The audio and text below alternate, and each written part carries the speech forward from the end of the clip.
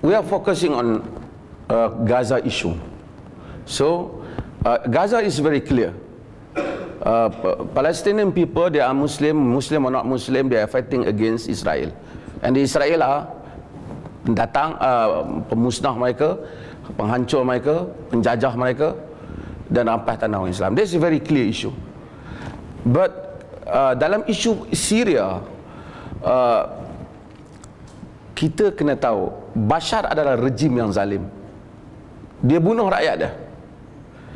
Sebagai rakyat, mereka tak boleh biarkan diri mereka dibunuh. They have to stand and fight back against their regime. Itu their right, that is their right. Tetapi bila dah banyak campur tangan, kadang-kadang dah banyak grup berlaku tu. Bukan isu Bashar lagi, isu grup ni, fight grup ni, yang keras ini, lawan yang keras ini, attack kampung ni, bunuh budak-budak. So sebab itu saya personally saya kata bahawasanya bagus rakyat Malaysia yang pergi untuk bagi pertolongan kemanusiaan, tapi untuk pergi berperang dalam keadaan tak tahu. Kita tak tahu. We don't know their ground, their culture. Even in fact sebahagian tak tahu their language pun. Pergi baru nak belajar bahasa sana, mungkin dia attack kampung yang sebenarnya orang Islam. So keliru dalam hal ini, jadi fitnah. Cumanya untuk tadi wartawan ada interview dengan saya, tapi saya nak sebut kenapa ada orang pergi berperang. Mungkin we cannot agree untuk dia orang pergi, tetapi we have to ask ourselves, kenapa mereka pergi? Kita tengok dalam media, anak-anak yang dibunuh, wanita yang dibunuh, kanak-kanak yang dibunuh. Kalau kita ini satu orang yang sane, Muslim, what is our feeling? Adakah kita tak ada rasa apa-apa? You bunuhlah, bukan anak saya. Tapi what is our responsibility towards our Muslim in Syria? So dia orang bangkit perasaan dia. Dia rasa they have to do something to help our ikhwan, our Muslim brothers. So dia pergi sana. Their intention is actually good. Kita jangan petikai.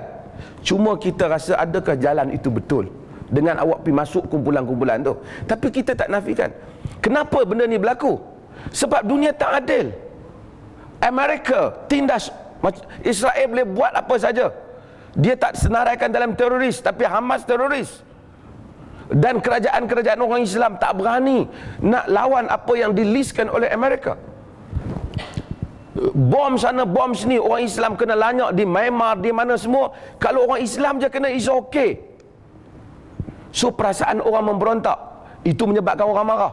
So orang rasa macam mereka mesti buat sesuatu lawan sistem yang tak adil ni. Second, sebab kebanyakan negara-negara orang Islam tak bertanggungjawab, tak bagi alternatif. At least buat sesuatu. Saya puji Turki. Dah masuk waktu ha? Itu WhatsApp yang tak betul maklumat. Ha? Ha?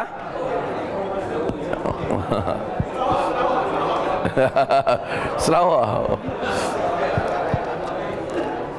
Okey. Okey, kita balik pada isu ni. Yang kedua ialah kerana kita tidak ada alternatif. Turki sekurang-kurangnya kita hormat, dia hantar pasukan sukarelawan dia, dan dia hantar armada perang dia mengelilingi mereka. Dia bagi tahu Israel, jangan kacau pasukan sukarelawan dia, kau tidak ada tembak. OIC lebih ramai lagi, lebih kaya lagi, 200 juta lebih rakyat Indonesia. Belum tanya lagi rakyat-rakyat Arab yang duduk saja, makan punya banyak nasi, 2 orang yang makan. Buang yang separuh, bukan buang separuh, buang 90%. Nak tunjuk dia punya kononnya generosity dia tu.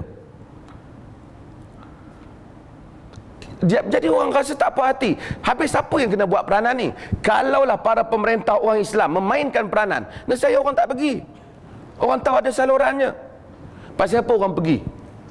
Kita bukan setuju dia pergi, Tapi kita kena tanya, satu family bapak tak kerja, pukul anak ke apa, seorang anak dia umur 12 tahun pergi buat kerja yang tak betul, ambil parking tak betul ke, ataupun buat kerja tak betul ke, curi, kita mungkin marah anak dia tak betul, tapi kita kena tanya pasal apa dia pergi kerja. Dia tengok adik-adik dia tak ada makan, bapak dia duduk tidur saja. Kita tak boleh selesaikan masalah dia, mesti selesaikan masalah bapak dia juga. Dan ini adalah masalah dalam dunia Islam. Inilah masalah dalam dunia Islam.